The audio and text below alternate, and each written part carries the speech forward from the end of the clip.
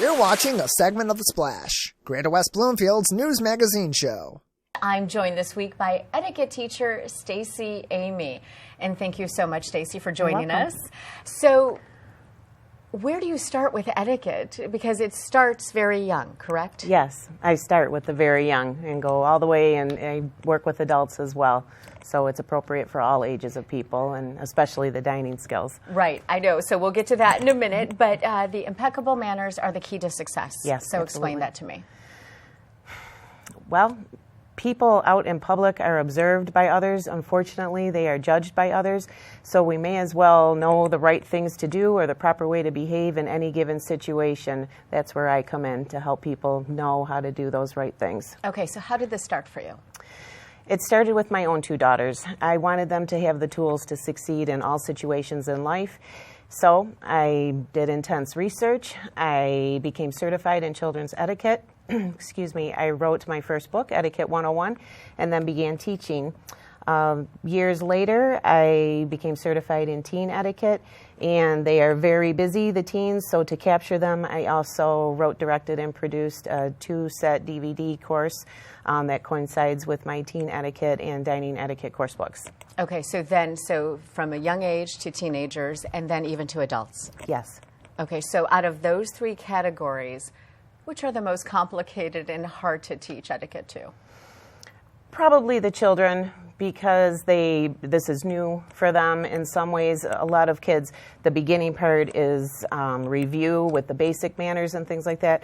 We build our foundation from there, and so some of the tools that I introduce to them are new. And so we review things both physically with poise, showing them the proper way to do things, and then they have to show me. Okay, so, but when you're teaching children, young children, you just said it, it's the foundation for how they grow into their teenage years, and then especially when they become an adult. Yes. So give me some tips for kids, little kids. Where do you start? I start with trying to empower them with the information. We do different little exercises where I stand far away from them because I want them to grow in their confidence. So we do little skits with compliments and apologies and things like that, just helping them to learn their voice or grow their voice. Working then very much focused on eye contact with the younger kids. It's very uncomfortable for some of them at early ages. Working on their handshakes, because that is our introduction to people you've never met. You need to have a good handshake. Okay, so right now, show me a good handshake. Nice and firm. Nice and firm. Eye contact. Pleasant look on your face. Okay. Show me a bad handshake. The dead fish handshake. We both did it. Okay, so that is obviously bad, and that translates into adulthood. It does. If I'm at a meeting and I meet somebody and they give me a weak handshake, it conveys so much, and kind of that they're not interested in you, right? That is what it communicates. It's an unspoken or almost an unintentional disrespect that people do, I think, when they don't give a good handshake to respect you as a person and introduce themselves to you. Right. And eye contact speaks volumes. It does. Okay.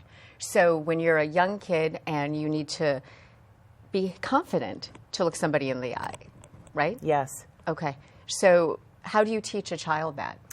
I tell them if they are uncomfortable with eye contact, which many of them are, and I raise my hand and I admit that I was uncomfortable as a child too, I tell them, wake up in the morning and say to yourself, okay, I'm going to look in someone's eyes today, anybody that I speak with, for a whole 30 seconds, and do that for a couple of days. And then kick that up to a minute and then 2 minutes, and before you know it, you're looking in someone's eyes. I tell them it's that important. I make them repeat eye contact 3 times to really just express how important this skill is. Okay, so give me an example of that. So you tell them eye contact. Do they count themselves 30 seconds? No, all together. I say this skill is so important that we're going to repeat eye contact 3 times together. And we say eye contact, eye contact, eye contact, and they giggle. But it really, really focuses them on how important this skill is moving into adulthood. And I give them different examples of people I've met in my life that weren't especially good at eye contact and how it makes another person feel uncomfortable. Well, it would be if we were having a conversation right now and I wasn't looking at you. You're right? not interested. You don't want me to be here. Or looking at like that at somebody, looking at someone's chin, and now you're feeling uncomfortable. Do I have something on my face? Right. Yes. Okay. And yes, it's their issue most likely, but it makes the receiver of that communication feel uncomfortable. So let's jump to adulthood, because people are out having business meetings in public, eating, right? Yes. So dining etiquette is very important. So let's talk about this. Okay. What is the basic for good dining etiquette? Can I run through some Of course, skills with yes, you? please. Okay. Well, first I teach people to start with your poise and your posture at the table, sitting up nice and tall. Your feet are out straight in front of you. So we start with a basic table setting. We can put these plates up and off to the side for a second. So a basic table setting would be your napkin off to the left of your plate. Okay. Your plate should be about an inch from the table. And you want to sit with yourself about a fist width from the table. The reason for that is that allows you to lean in, and if you're eating something saucy, it'll drop on the plate instead of on you. Or spaghetti. Right? Yes, exactly. Okay. So your fork should then come to the left of the plate, napkin, fork, plate, one of the knives with the blade facing in to the right of the plate, and then your spoon next to that, and your silverware and your plate are all lined up. Your drinking glass is always going to be over your knife. Always. Always. Okay. So drinking Over your knife. over my knife. Yes. Okay. And then if I have an extra knife. What am I doing with this? If we were, so this is a basic table setting. Right. One that I encourage children to now do in their homes. Before mom or dad or whoever is cooking for them, they can wash their hands and set the table for the family. Okay. So if we were in a nicer restaurant, we might have a bread and butter plate. Right. That's where this comes in. Right. So your bread plate is always over your fork. And it may or may not have a knife on it, but that is what this knife is for, to go up to the top of the plate with the blade facing you. Oops. Are you left-handed? I am. Oh, good. I am. Okay. Yep. So then this is our place setting, and say dinner is served, Okay. and So dinner is served family style, and we're sharing things. Yep. With family style, we pass dishes to the right with our left hand. The reason for that is if someone's sitting next to us and the person next to them asks for something, we don't then take our serving dish, and put our arm in front of the person next to us. If we use our left hand and pass it, that can't happen. okay. So then from there, I ask the people to pick up their utensil, their fork, and I assess how they're holding it. You don't want to crowd the tines, and you don't want to hold it too loosely up here. So we're holding it properly, and from here I go through American and continental style of dining. Okay. So for young children, this might be a little bit overwhelming. I don't think so. No? The dining skills are what they are for young as well as Okay, old. so So we try to teach them young. So you're saying young, like 5, 6, 7, they should have a place setting like this? Yes. And know how to... Yes. Okay. Yes. And then, of course, we're putting our napkins in our lap. Yes. If we are at Okay. a dinner party, you would want to wait for your host or hostess to put their napkin in their lap before you do. And everyone should be seated before you start eating, Yes. right? Absolutely. I mean, that's a major thing. At a dinner party, definitely. What about just with your family? Things are a little more relaxed with your own family. Mom or dad may say, oh, go ahead and get started without me. Or if it's maybe Thanksgiving, definitely waiting for everybody to be served before you begin eating. And I tell them, and it's hard when it's a birthday party, you have to wait for everyone to have their Right. cake before Right. you begin eating. And then your not busy hand should be down in your lap holding your napkin. Okay. Boy, I'm learning a lot today. This is kind of embarrassing. No.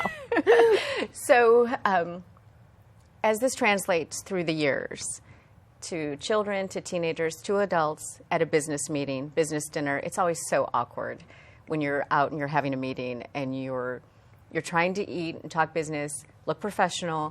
What's your one tip that you can tell everybody how to translate? My one tip is to practice these skills at home so that it becomes seamless and easy and you don't have to think about or stress about what you're doing when you are in that situation. You're stressing already about a business meeting, perhaps. Right. Your dining skills Getting the will deal. be seamless. Right. Right. Because you already know what you're doing. So practice at home. Okay. Relax at home, too, I tell the students, but practice your skills so that they're easy to do when you're out in public. Okay, and we have this: impeccable manners are the key to success. And that holds true for everyone. Absolutely. This is my dining etiquette book, but I keep that mantra going for everybody. It really makes a difference, and it would make a difference in our society if everybody was following all of their good manners. And manners are really what it's all about. Absolutely. In society, at home, everywhere you go. Yes. Please. Thank you.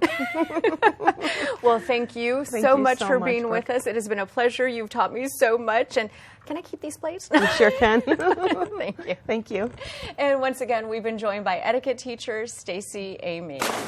Thanks for watching this segment of The Splash. To watch the entire show or other segments, catch us on Comcast Channel 15 and AT&T Channel 99. Or look us up online at thesplash.tv and listen to us every week on 89.3 WBLD, the all-new Lakes FM.